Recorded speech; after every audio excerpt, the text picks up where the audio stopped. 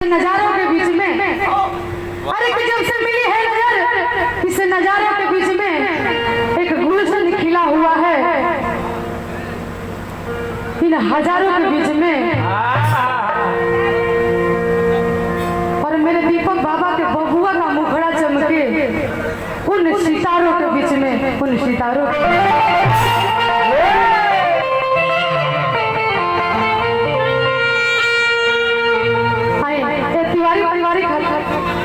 कोई छोटा मोटा वहाँ सब के आन बान शान में वो गाना लेके आई भाई कहे के बागा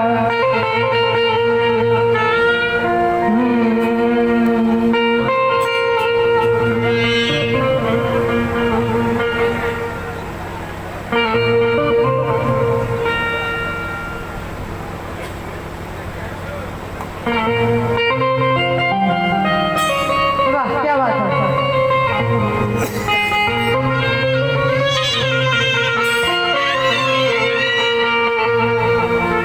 जैसन सोचले रहनी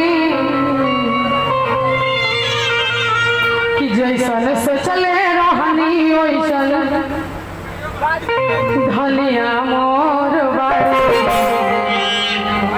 श्यावर लगो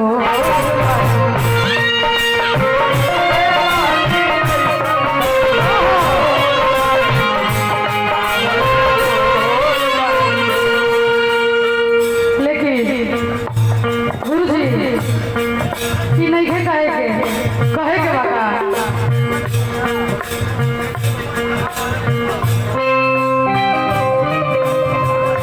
क्या बात है।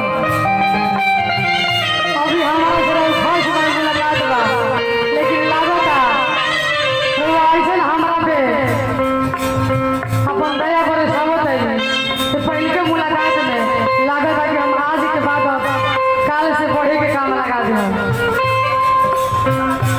हम स्वागत करीला,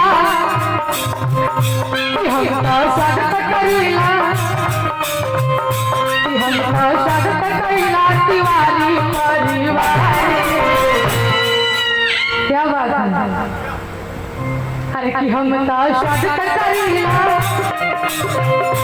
हम स्वागत करीला गाँव आ जाओ पूरा पर